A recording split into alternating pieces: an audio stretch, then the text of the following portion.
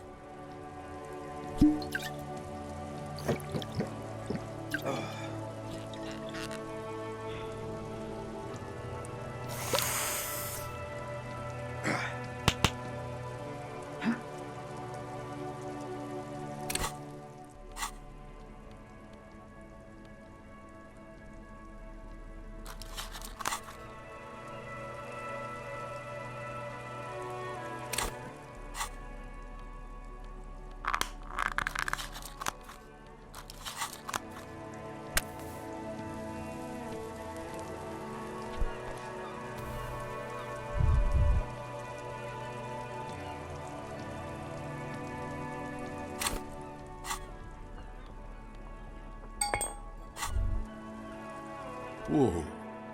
In your hand, Pyrrolidon, the double rainbow of synthetic hallucinogens, rare and gritty, a product of the age of atomic power. What a funny little cap. Don't let the scary medical warnings throw you off. It's an inadequate antidote to radiation poisoning, but a potent antidote to boredom. It's not gonna give you radiation poisoning, stupid. Pyrrolidon is a perfect match for a badass junkie cop who's looking for a little heat. The container is warm to the touch, or is that just the anticipation? You screw the lid open and look. A little slit on the side lets you just slurp it up, like an oyster. Come on, slurp it. What is he? Your mother? Is Kim your au pair? Slurp it. Slurp the morsel of danger joy. You suck a minuscule drop of extremely chemical-smelling liquid into your mouth. There, it seeps into your tongue. When you swallow, it's already almost all gone. It tastes like many things, all melted into one conflagration in the back of your throat. As you look around, the world slowly exists as it did before. Only now, gentle flames lick at its edges, as though it were a photo burning. No, of course not really. It's just a metaphor. The effect of that otherworldly drop of liquid is slower, more subtle than that of real flames, yet just as warm. This warmth, it makes you want to share your discovery with Kim. I'm happy for you. His glasses turn golden as the fire reflects off the lenses. Once again, you are filled with the certainty. This man is your brother. Just don't mix it with anything, he thinks, looking you over. Thankfully, his sense of balance seems okay. Whatever, I'm not getting involved. Wow, Kim's badass. Or he's had a druggie partner. Whoa, that's probably it. He's seen it before. Look at all these guys go off like fireworks as information pours into you about the lieutenant's simple remark. I'm happy for you. This stuff is great. Why not? This government-developed substance seems very non-intrusive. You could even operate heavy machinery. Fire machinery. Please don't actually operate any fire machines. Already you can tell you're going to be slurping a lot more Pyrrolidon.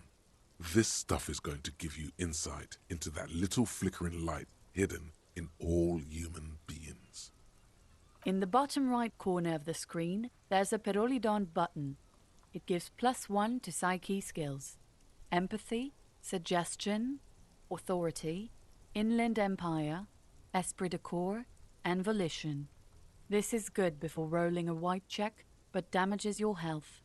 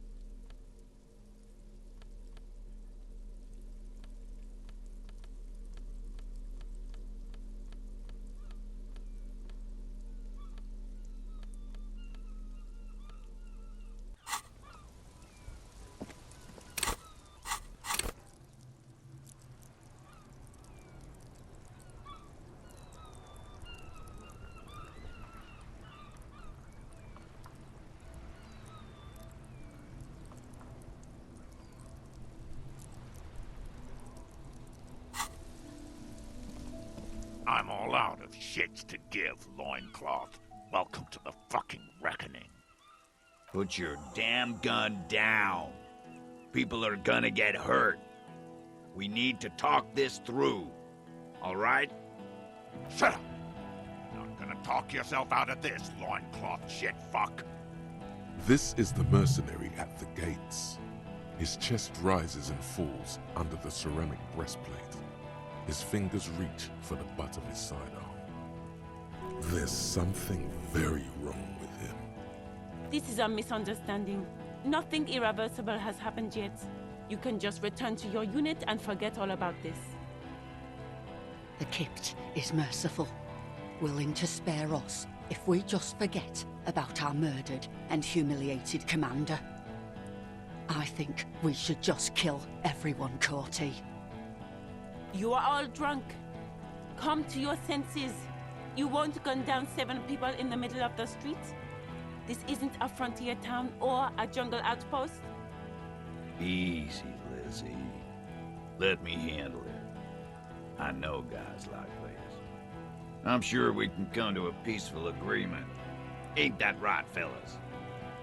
He is facing overwhelmingly superior firepower, and he knows it. Peaceful.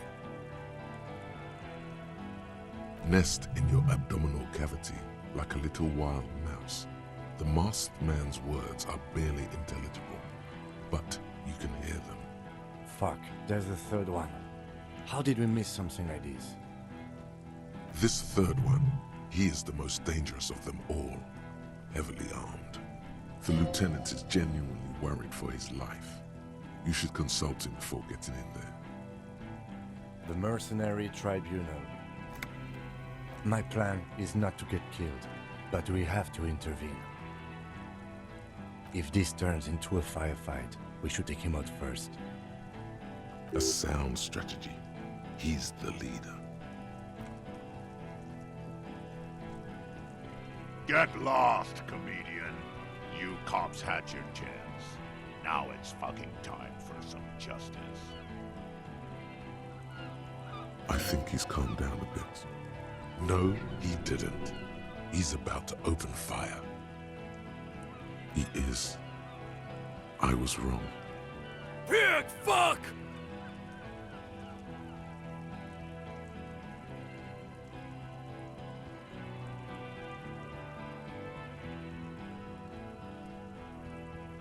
To your left, you hear the lieutenant cock his gun. We're gonna tear right through. I don't give a shit if you're cops. No one is going to kill anyone. Let's just put the guns down and talk like civilized human beings. She doesn't seem to understand the severity of the situation. With a wordless gurgle, the killer loads his long rifle. The leader gives a small nod to the helmeted man. Suddenly, the blue medicinal spirit in your hand seems to have a pulsating glow. It feels enticing somehow. All right! End game! Light me on fire and throw me in his face! Wait, it's a good thing you have an anthropomorphic petrol bomb. It really is. But you have to soften him up first. Present an argument. Even if it comes to a fight, it's a good idea to get under his skin first. I don't know about this getting under his skin. What if he gets under yours? I'm barely keeping your hand from trembling here. No, please. Peace. It has worked this far. Start with the first idea you have. Move down from that. Rude. Rude is the killer. Rude, the killer, Owen Cloven. He doesn't talk much. All of you cunts inside out. Rip you open. Perhaps it's for the best. Him not talking too much. The gunner, the raddest, the killer. What do you think he does? There, on the rim of Owen Cloven's helmet, you count little stick figures. 19, 20, 21. About 50 little stick figures, all of them black, plus 2 little white ones in the end. These men served in Seminai, the native islanders. The 2 little white figures in the end are from when they moved to Rivershore. They're recent. Huh? That struck some chord. A dark chord. What are we waiting for? Let's blow that pig fucking mouth off his face. Lance Corporal, just fucking shut up and wait for your order.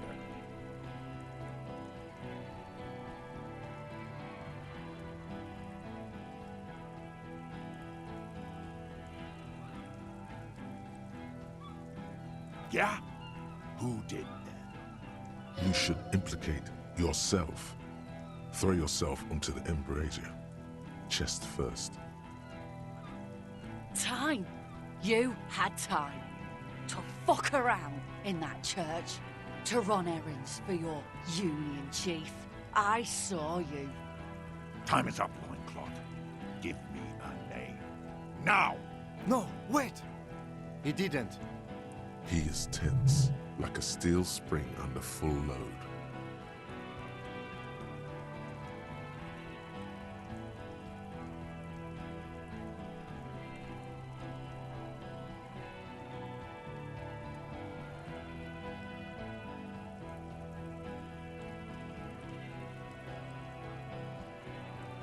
You think this is funny?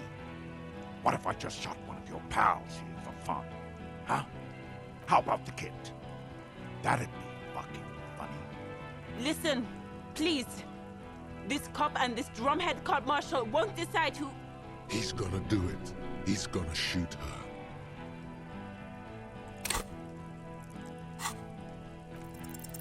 The Hardy Boys confessed to hanging him, all together. Titus said, we took him out back and hanged him. He said it loud, in a public place. You're lying. DePaul heard it. A Kiel Model 40 revolver, 8 rounds in the barrel. The gun slowly sways in his hand from the inebriation. You heard wrong. Your friend wasn't hanged. He was shot. We found a bullet in his head.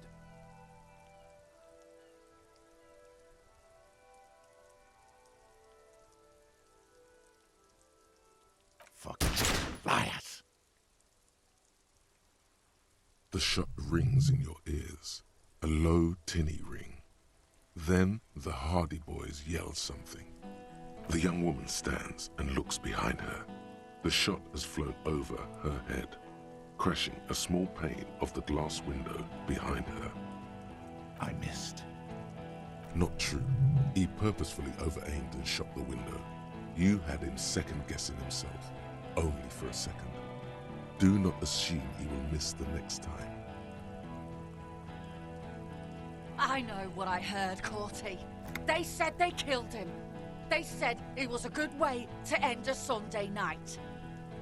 That doesn't sound good. You need to change the topic now, or there will be another shot. What topic?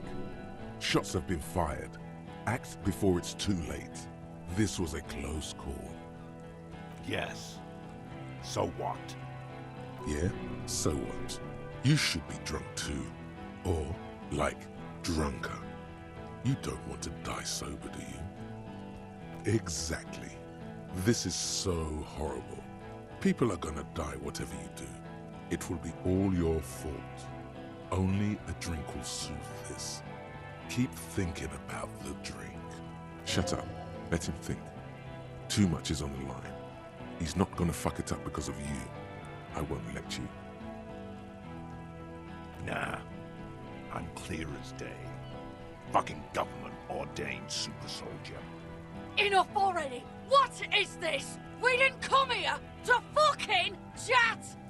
Interrupt me again and I will execute you on the spot, Lance Corporal. You think I care what that company cunt thinks? He isn't just boasting. He really doesn't care. Back out of this now, or it'll get bad.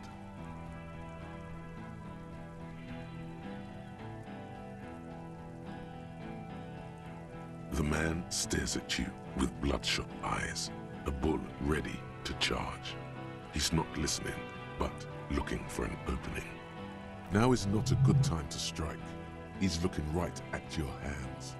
Do something else. Get him distracted. She's fucking gone! She fucking sailed off. You're alone. Stay cool! Don't do anything stupid! The company bitch is gone. Laylee's gone. Fuck are we still doing in this shithole? Guys, I just get in the way. I don't even have a gun. Hold your ground. Any more of you run, I'll shoot you myself. We're doing this together. They're afraid, all of them. Trembling reeds in the wind.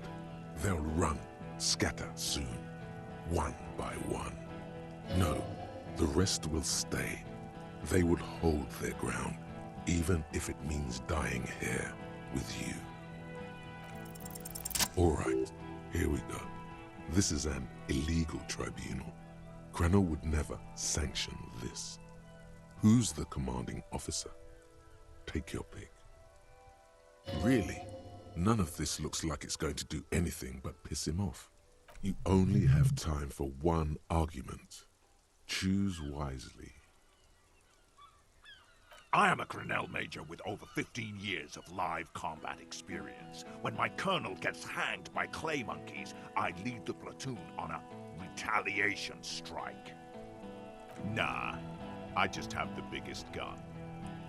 Technically, the other man has the biggest gun, but we're beyond that now. King Reaper. You're right, but you see, I want it to end in bloodshed. Okay, it's not much, but he's thinking about something else, and his hand is off the gun. This did something. Now fire. Fuck them up. Do it. The muscles on your back tense up. Dangerous. Ask about him first. You don't want personal facts about his dead friend coming out of your mouth. He has to start it. Yeah, I don't fucking act so well. Laylee had a hard-on for making faces for you natives. Fucking food aid shit. That shit is done now. Trigger time. Sergeant Major Raoul Cortiner, reporting in to burn this fucking mud hut to the ground. As he moves, the interlocking pieces of his armor click softly. Click, click, click. The realization comes to you like a picture puzzle coming together. His name is Raoul Cortiner. The dead man's name is Elise Cortiner. He's brothers with the deceased. No, probably foster brothers. Elise was put into a foster home, remember? For killing, maiming, and humiliating our commanding officer. You're all sentenced to death by lead. He sways from left to right, inspecting you. He wasn't my fucking brother.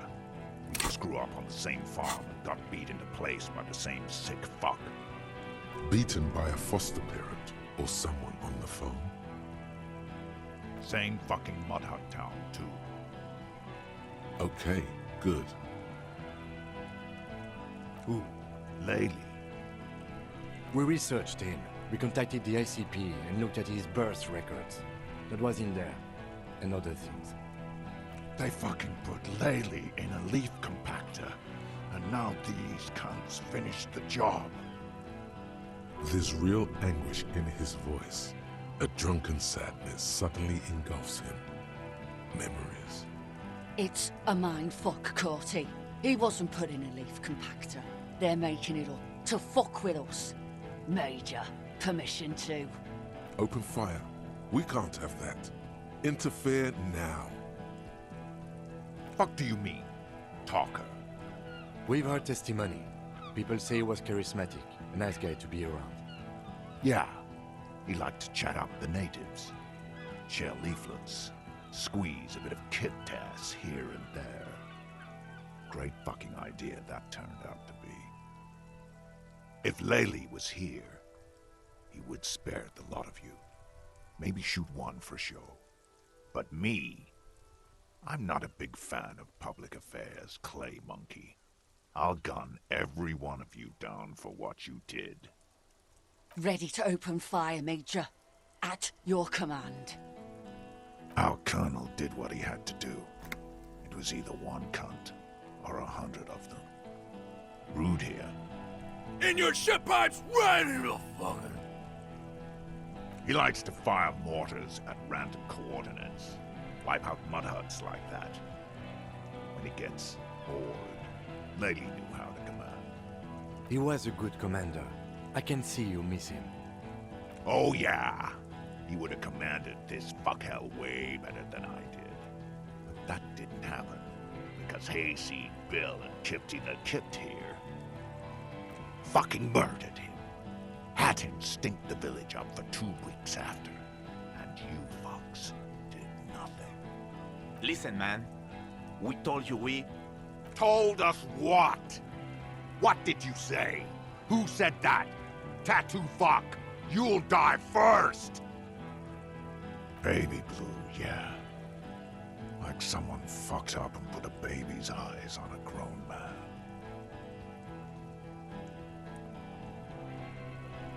It was creepy, but bitches like that shit, I guess. Or, I don't know what bitches like.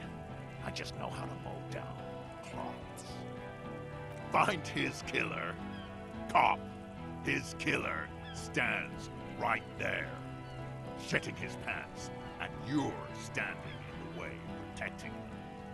I know what this tactic is, Silo Sam. You're gonna die for them. Right here. Big talk, but that leaf compactor won't leave his mind anytime soon. It's a small thing, but it got him off center. Who the fuck is that? Glacier, the woman upstairs, where is she? She left! Unarmed, hunched, but keeping it together. What am I doing? My fucking establishment is under fire! You know how much windows cost? She left! Her room's cleaned out! Right before these assholes showed up! We should have arrested her. You can feel how upset he is with himself. Just for a second. Then the fear takes over and he's back in the moment. Hey, Bushman! Your little cunt isn't gonna help you out of this one! She's gone. Forget about it now. Concentrate on this.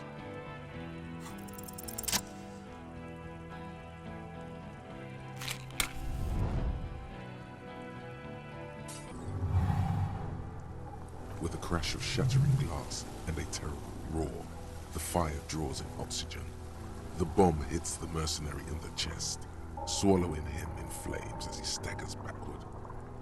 In the fiery inferno, you see your tie, coiling around the man's neck. It is no longer horrific, but beautiful and pure.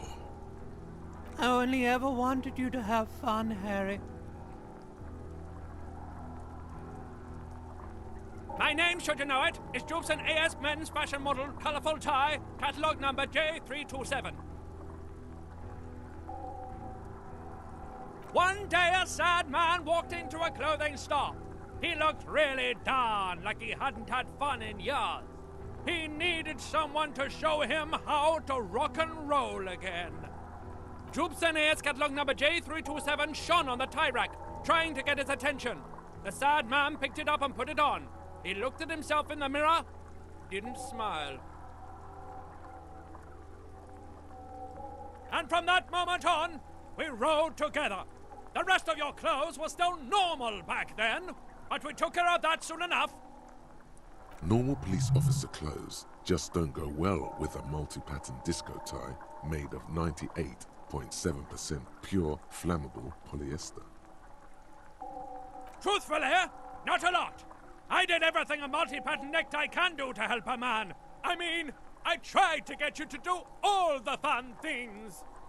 Drink beer, drink wine, drink cider. Go to parties with young people around and drink beer and cider. Do drugs too, so you don't fall asleep.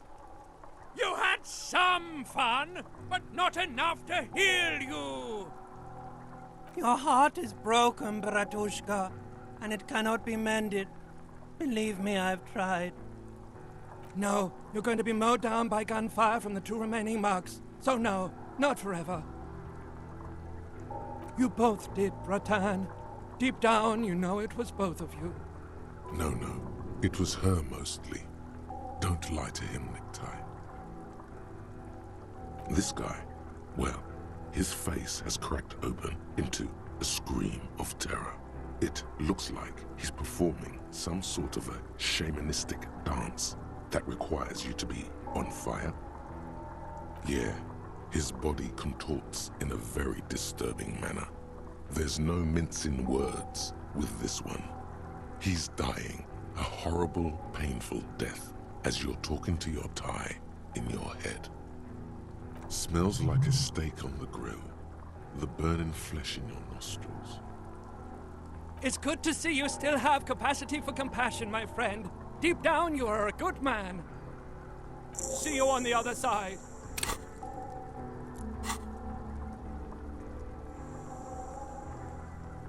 Harry, for God's sake! Watch out!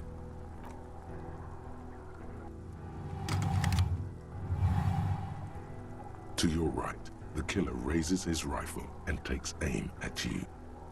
His moves are steady, but the long barrel of the rifle sways slowly. An Easter AR-FA-7, built for taking out light armored vehicles. It will devastate you. From the corner of your eye, you see the lieutenant raise his pistol and aim it at Rude. He's trying to find a straight line of sight before the rifleman can take you out. In the background, the leader is still on fire. It's not easy. He has 0.6 seconds to do so. He won't make it. You're on your own. You stare down the barrel of the gun. You see Rude's mask behind it, his eyes in the slit of the helmet, like a camera lens, focusing on you. 0.4 seconds remain. There are 6 little black dots in the tip of the barrel, like a honeycomb. This is a knock cannon. It shoots 6 rounds in one pull of the trigger. Absolute destruction. God, you're so frail. Too frail to think further. Time is running out.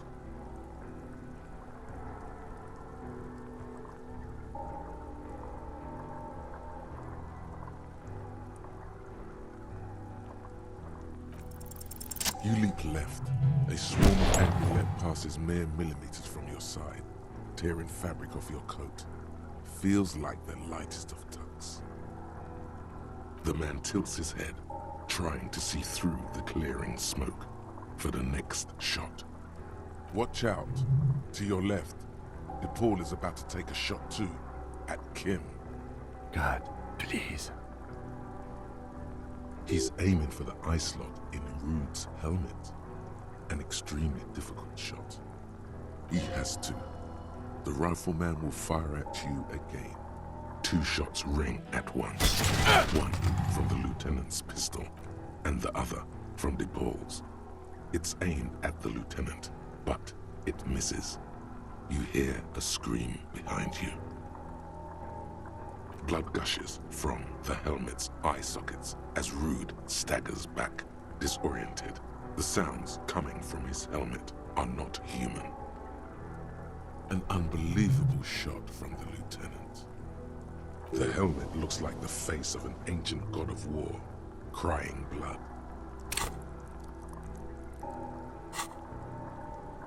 Glenn, dying in a puddle of blood behind you. His mangled torso has 2 gunshot wounds. Blood gushes out of them like red geysers. Oh God, watch out. You see 2 crazed eyes stare at you through the burning meat and the flames. With his face boiling off, the man raises his pistol at you. Then he squeezes the trigger. The look of vengeance framed by melting skin. This is the last thing he will do on Earth. But he will do it. He will end you. Here it comes. Death.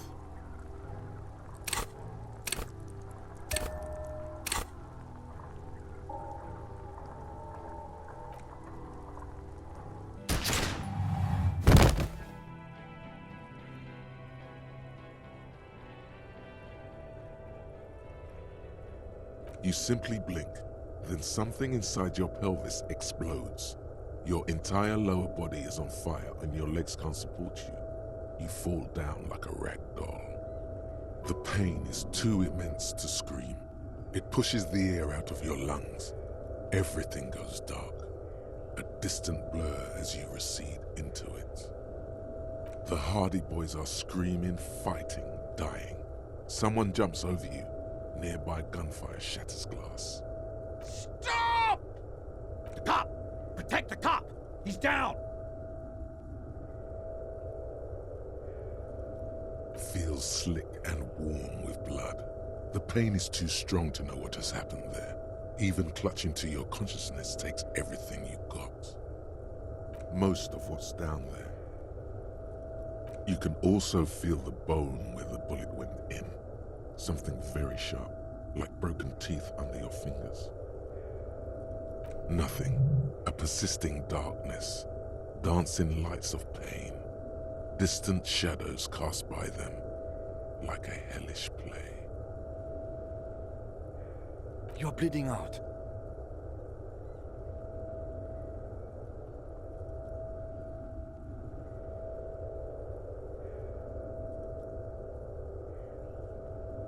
Stay with me.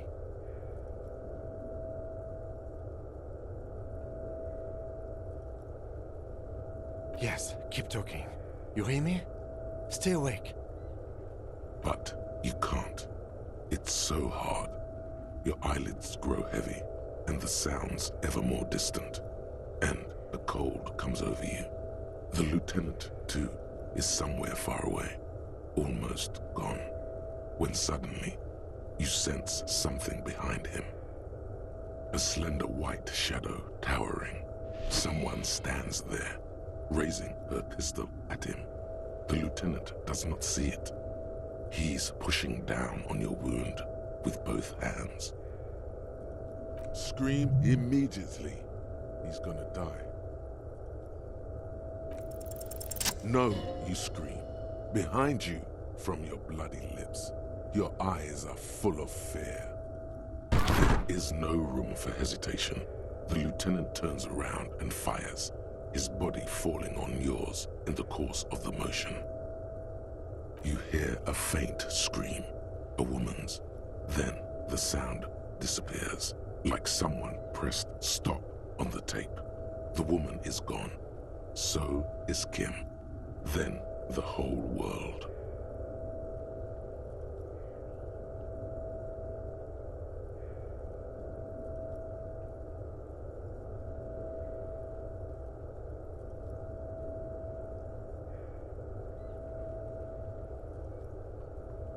This is death. One more door, baby. One more door. Brother, you already were a ghost. Up there screaming along with all of them, scaring each other, haunting each other. It's the living who are ghosts. The dead are silent. They don't rattle windows or write letters in blood. The living do. Leave them behind. Rest. Of course, I know you do. Everybody leaves when they get the chance. Go on, keep falling. Deeper. Take the door.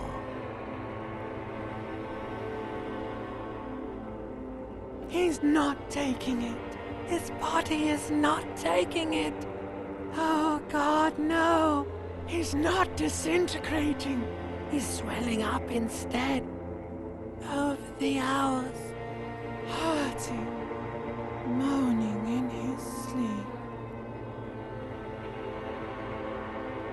And rotting, and being disinfected, and smelling of drugs, and feeling saliva in his mouth. Drifting in painkillers, thrashing in his wound sleep.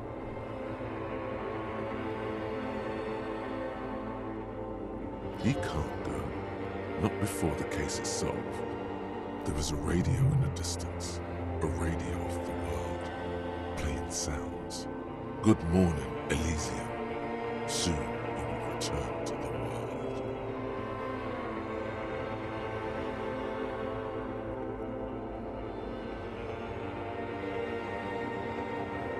Hours turn to days. Soon we will get up again and go through it again. Finally, we know what the infernal engine was outside. The clarion call. It was him. He is the infernal engine. He never stops. He only gets worse. Life gets hard, but we go on.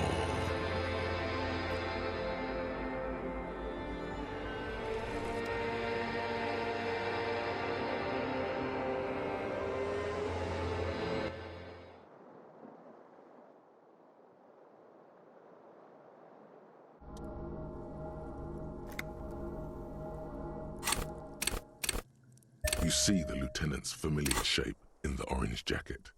It turns double, then triple, from the pain. Sunrise, Parabellum. It's not ouch time yet. You just got the Dramamine pill an hour ago. Wait until it wears off. Dramamine? Then it's not that bad. Neither surgical nor organ damage bad, but still under the counter bad. Mr. Gart cleaned it. It took him an entire day. 2 days, in and out. You've been up enough to take Dramamine and curse. And drink water. Sunrise parabellum. Sunrise, prepare for war. It's an old revolutionary saying. Isn't that written on your... Cops like it. The gates of the harbor are boarded up. The streets are a little more empty. Apocalyptic violence is yet to erupt, I am relieved to say. I think we may have held it off, for now. Barely.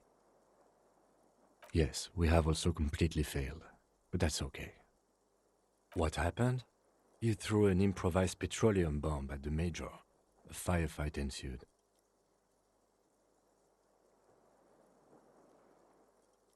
He does not answer, and searches for something in his coat pocket instead. A smoke, most likely. Very. He died in the hospital. A blood-stained killer. You're an officer of the RCM. As retaliation, their rifleman tried shooting you. He missed, or you dodged. Then I shot and wounded him, while Glenn took a bullet in the spine. It was meant for me. Glenn did not survive. This is not the first person to die in his place. He goes on. Titus, Fat Angus, and Theo charged. Angus and Theo did not make it. They both died before they made it to intensive care. Titus survives. So do Alain and the musician. I forget his name.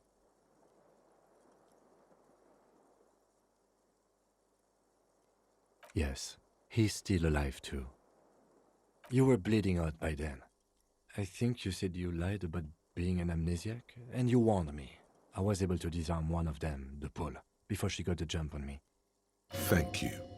I killed her. And that's what happened.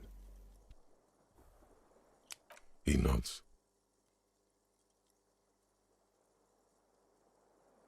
He nods. This is the one. The Pole was the last to die. Evrard had their bodies returned to Crenel for a funeral. The company is yet to retaliate. Because we deterred them?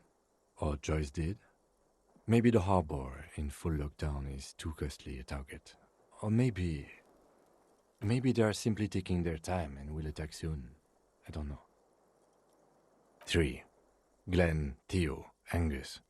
The fat one, he took a lot of bullets. And Theo, he was just too old for combat. All.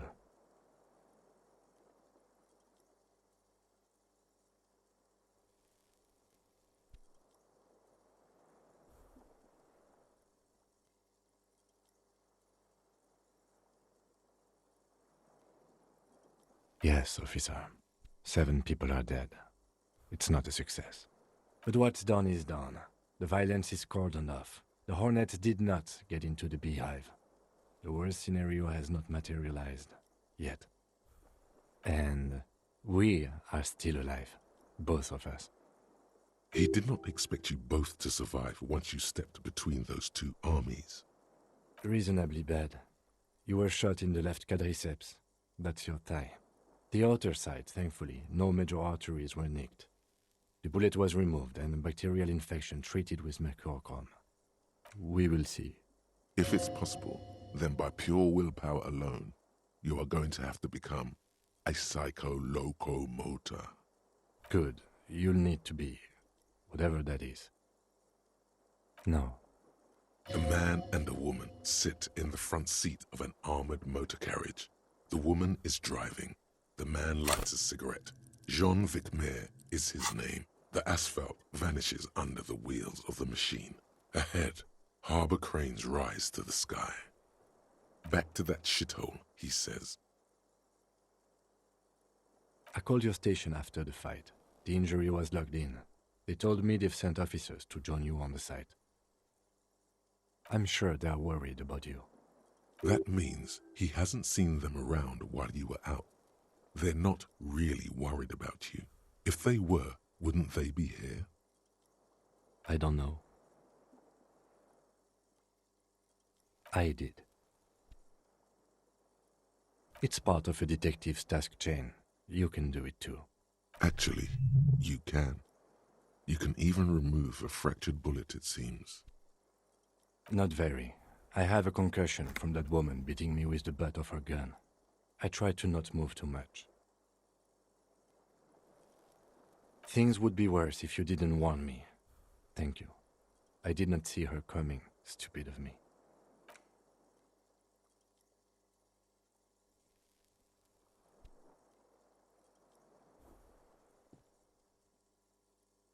Easy now. Your balance is way off. You feel like you're about to fall over on that thing. How are you? He nods. I honestly don't know.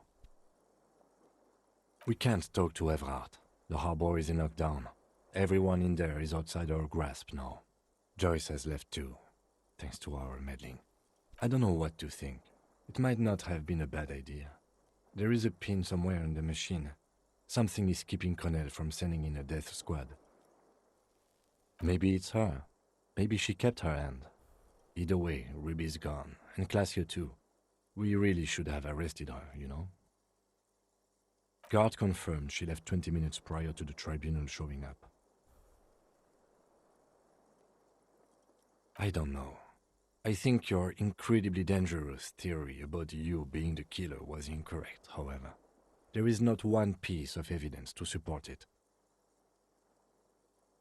Honestly, I think our investigation has not produced a single credible suspect.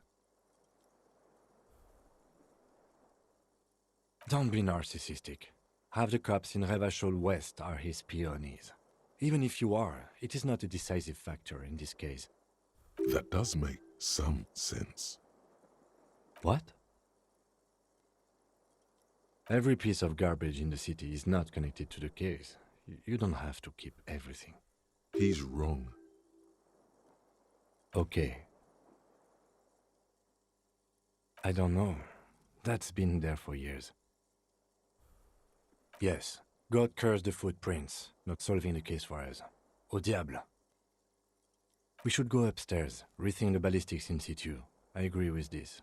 What else? See? There's that. You can do ballistics. It's extremely easy. There are thousands lying around. We found one, all completely unusable. It's precisely how easy it is to find one that makes the bullet useless. We could find thousands more if we wanted. All of Revachol is full of them. But they seemed so mysterious. No need to be melodramatic. He does not know what to reply. Looks out of the window, then back at you. It's morning outside, you think.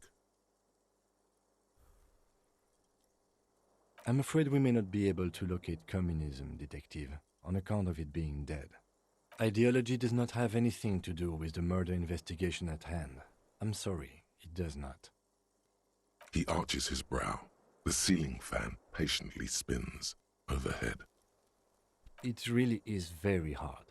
He sounds surprisingly weary. That concussion must be making him dizzy. No. Are you ready to limp? Good. Where do you want to limp to? The lieutenant did mention doing more ballistics. Also, it's just close enough to endure the walk. Why not?